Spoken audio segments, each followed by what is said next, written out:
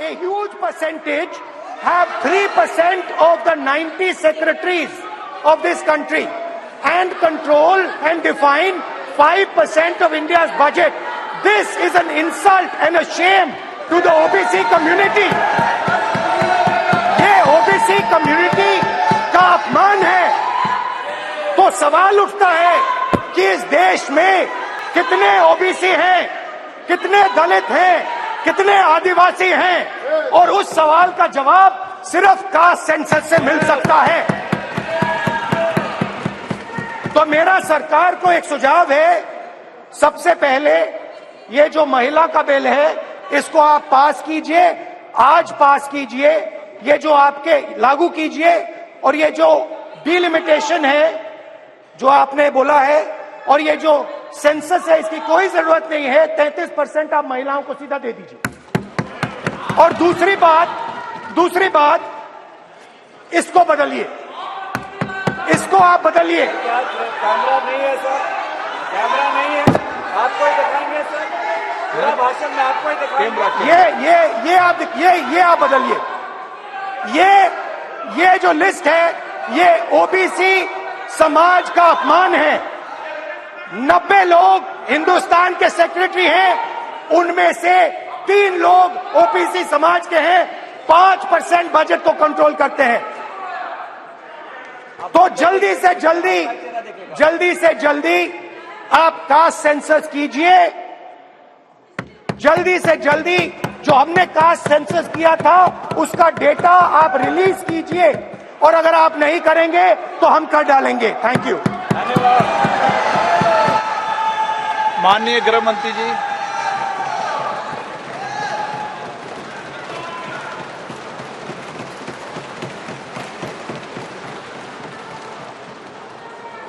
माननीय अध्यक्ष जी, सबसे पहले मैं आपका धन्यवाद करना चाहता हूं कि युग बदलने वाले विधेयक पर बोलने के लिए आपने मुझे अनुमति दी है। माननीय अध्यक्ष जी, संविधान को संशोधित करने वाले 128वें संविधान संशोधन के समर्थन में बात करने के लिए मैं यहां खड़ा हुआ हूं। माननीय अध्यक्ष जी,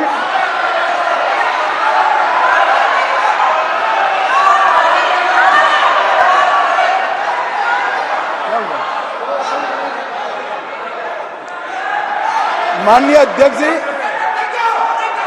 जिसको जाना है डरिए मत, डरिए मत। अरे भाई डरो मत। नो, जिसको जाना है जाने दिया से क्यों? प्लीज, कोई भी सदन में रुक सकता है, जा सकता है। माननीय अध्यक्ष जी, प्लीज, नो।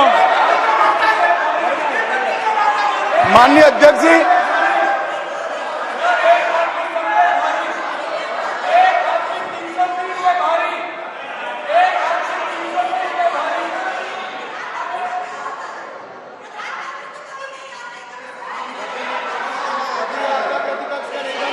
माननीय गृह मंत्री जी। माननीय अध्यक्ष जी,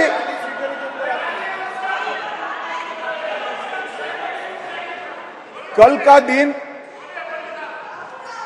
भारतीय संसद के इतिहास में स्वर्ण अक्षरों से लिखा जाएगा।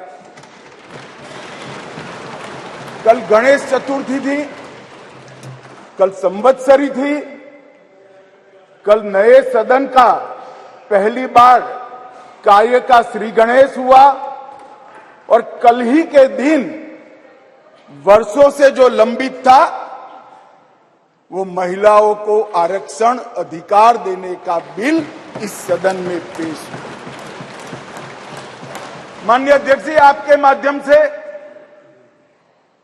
मैं इस सदन के नेता और देश के प्रधानमंत्री श्रीमान नरेंद्र मोदी जी को हृदय से साधुवाद देना चाहता हूं कि 140 करोड़ की आबादी में 50% जिसका हिस्सा है वो मातृशक्ति को सच अर्थ में सम्मानित करने का काम माननीय प्रधानमंत्री जी ने किया।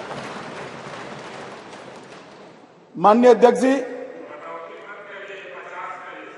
ये जो संविधान संशोधन है, ये संविधान संशोधन जैसे ही दोनों सदन सबके सहयोग से पारित करते हैं, उसके साथ ही देश की लोकसभा और देश के सभी राज्यों की विधानसभाओं में 1/3 स्थान मातृशक्ति के लिए आरक्षित हो जाए। इसलिए ये बिल के अंदर अनुच्छेद 239 ए जो दिल्ली की विधानसभा से संबंधित है, उसमें बदलाव लेकर मेरे साथी मंत्री मेघवाल जी आए हैं। नया अनुच्छेद 330 ए जो लोकसभा में 1/3 मातृशक्ति का आरक्षण करेगा। नया अनुच्छेद 332 ए जो राज्यों की विधानसभा में 1/3 मातृशक्ति का आरक्षण करेगा। और इसके साथ साथ एससी और एसटी वर्ग के लिए जितनी भी सीटें रिजर्व है, उसमें भी 1/3 सीटें मातृशक्ति के लिए आरक्षित हो जाएगी। माननीय अध्यक्ष जी, इसके साथ महिलाओं के अधिकार की एक लंबी लड़ाई का अंत हो जाएगा, और जिसकी कल्पना इस G20 की बैठक में सम्माननीय नरेंद्र भाई ने समग्र विश्व के सामने रखी, वुमन लेड डेवलपमेंट, उसके नए युग के श्री गणेश इसी बिल से होने जा रहे हैं।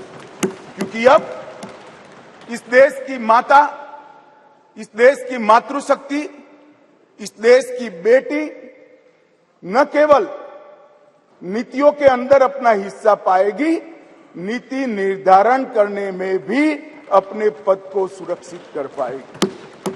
माननीय अध्यक्ष जी, कुछ पार्टी के लिए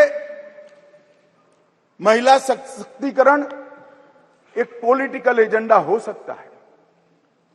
कुछ पार्टियों के लिए महिला सशक्तिकरण, माननीय अध्यक्ष जी, एक राजनीतिक मुद्दा हो सकता है। कुछ पार्टियों के लिए महिला सशक्तिकरण का नारा ये चुनाव जीतने का एक हथियार हो सकता है, परंतु मेरी पार्टी और मेरे नेता नरेंद्र मोदी जी के लिए महिला सशक्तिकरण राजनीतिक मुद्दा नहीं है।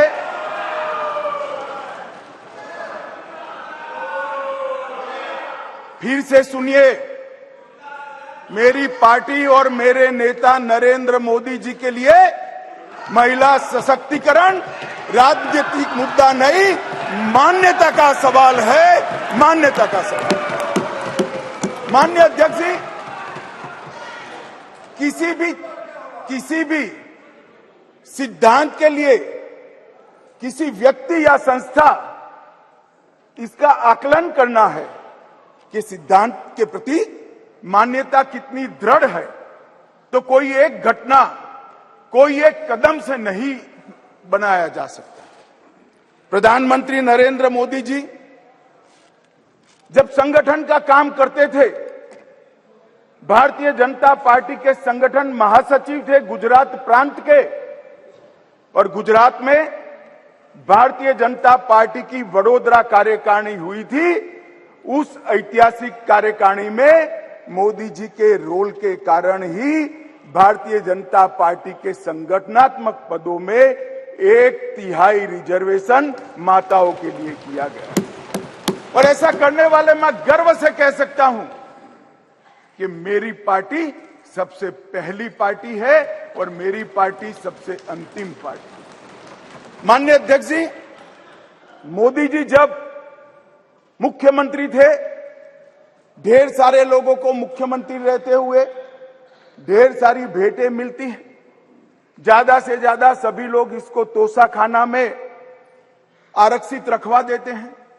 मोदी जी ने उस वक्त निर्णय किया था और सार्वजनिक घोषणा भी की थी कि जितनी भी भेंट आएगी उसका ऑक्शन होगा और वो बच्चियों की पढ़ाई लिखाई के लिए खर्च की जाएगी। माननीय अध्यक्ष जी, सीएम रहते हुए भी उनको प्रधानमंत्री देश की जनता ने चुना। 2014 में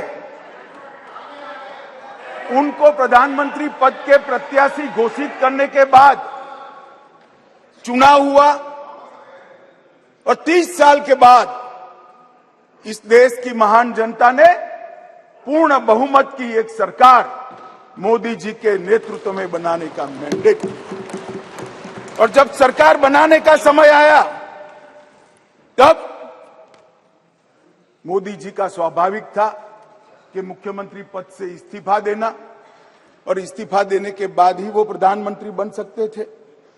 तो मुख्यमंत्री पद से जब मोदी जी ने इस्तीफा दिया तब इनके बैंक अकाउंट में माननीय अध्यक्ष जी, भाई उनको जवाब न दो। इनके बैंक अकाउंट में जितना भी मुख्यमंत्री की तनख्वाह से और जितना भी पैसा बचा था वो सारा का सारा गुजरात सचिवालय की वर्ग 3 और 4 के कर्मचारियों की बच्चियों की पढ़ाई लिखाई के लिए। माननीय अध्यक्ष जी, इसके लिए कोई सर्कुलर नहीं था, इसके लिए कोई कानून नहीं बनाया था। यही मोदी जी थे जब गुजरात के मुख्यमंत्री थे तब बेटी बचाओ बेटी पढ़ाओ का नारा देश भर में दिया।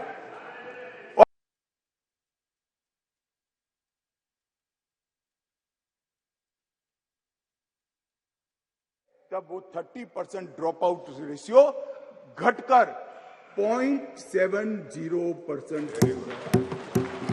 माननीय अध्यक्ष जी, इसलिए मैं कहता हूं कि हमारे लिए राजनीतिक मुद्दा नहीं है, हमारी मान्यता का मुद्दा है, हमारे स्वभाव का मुद्दा है, हमारी कार्य संस्कृति का मुद्दा है।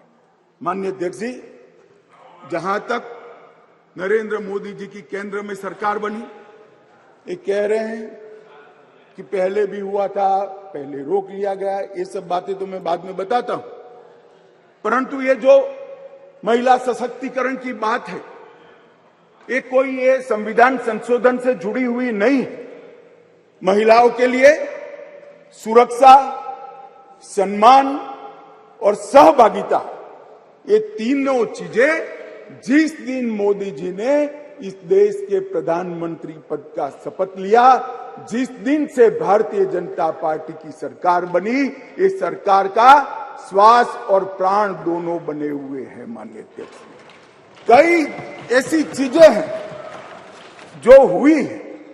आज मैं कहना चाहता हूं माननीय अध्यक्ष जी, जिस दिन मोदी जी इस देश के प्रधानमंत्री बने, इस देश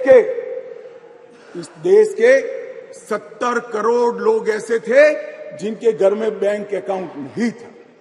मोदी जी ने जन धन योजना चालू करी, बैंक अकाउंट खोलने का अभियान चालू किया, 52 करोड़ बैंक अकाउंट खोले गए और 52 करोड़ बैंक अकाउंट में से 70% बैंक अकाउंट माताओं के नाम से खोले गए। माननीय अध्यक्ष जी, माताओं के नाम से आज महिला सशक्तिकरण हुआ। सारी योजनाओं का जो पैसा जा रहा है, माननीय अध्यक्ष जी, किसने 10 मिनट दिए मुझे? आप वहां बैठकर टाइम दोगे? अरे सुनने की आदत डालो भाई, आप वहां बैठकर मुझे टाइम दोगे? माननीय सदस्य प्लीज, मैं मेरी पार्टी के टाइम में बोल रहा हूं। आप कौन फैसला करने वाले होते हैं? माननीय गृह मंत्री जी। माननीय अध्यक्ष जी, आज कोई भी स्कीम का पैसा जाता है तो वो महिला के बैंक अकाउंट के अंदर जाता है। माननीय अध्यक्ष जी, कांग्रेस ने इस देश में 5 दशक से ज्यादा शासन किया। 11 करोड़ परिवार ऐसे थे जहां शौचालय नहीं था। गरीबी हटाओ के नारे दिए, मगर गरीबों की कोई व्यवस्था नहीं कर पाई थी। और जब एक घर में एक शौचालय नहीं होता है तो मान्यवर सबसे ज्यादा तकलीफ युवा बेटी, बहन और मां को होती है। मान्यवर, शौचालय न होने की पीड़ा तो वही जान सकते हैं जिनके घर में युवा बेटी हो और शौचालय न हो। 11 करोड़ घर ऐसे थे जिनके घर में शौचालय नहीं था। मोदी जी ने पहले 5 साल के अंदर ही 11 करोड़ 72 लाख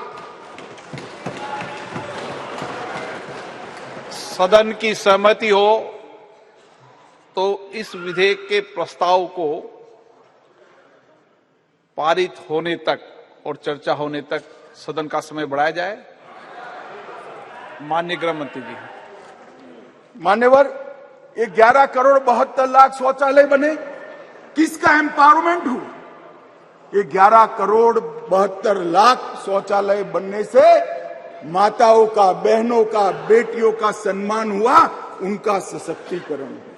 10 करोड़ परिवार धुएं से युक्त थे, कंडे और टहनियां जलाकर आंख का नेत्रमणि खत्म हो जाता था, फेफड़े फाइब्रोसिस से भर जाते थे। 10 करोड़ घरों में एलपीजी का मुफ्त कनेक्शन देकर माताओं का सशक्तिकरण करने का काम किया। 3 करोड़ से ज्यादा माताओं को घर दिया और वो घर माता के नाम से करने का काम हमारे प्रधानमंत्री नरेंद्र मोदी जी। मान्यवर, 12 करोड़ घर ऐसे थे जहां पीने का पानी नहीं था। अब जो समाज के अंदर रहते हैं, जो जमीन को जानते हैं, उनको मालूम है कि घर में पीने का पानी नहीं है तो पीड़ा सबसे ज्यादा किसको होती है, किसको ज्यादा तकलीफ होती है। घर में पीने का पानी नहीं है तो घर की माता को ही तकलीफ होती है। 12 करोड़ परिवारों के घर में नल से जल पहुंचाने का काम नरेंद्र मोदी जी।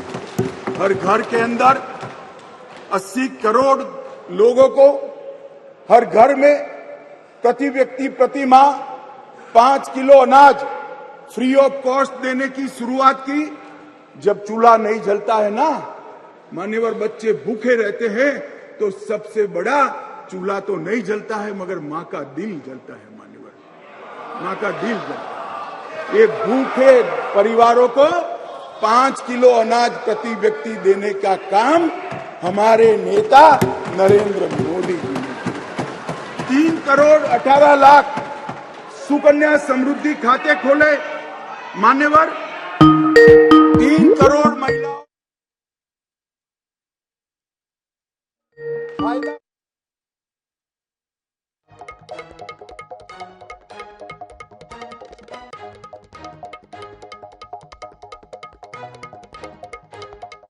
लीव देने का काम हमारे नेता नरेंद्र मोदी जी ने। और एम्पावरमेंट क्या होता है माननीय अध्यक्ष जी? आज दुनिया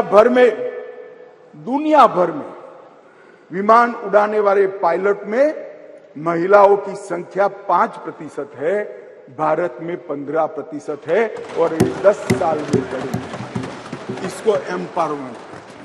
मान्यवर, हम ये जो बिल लेकर आए हैं,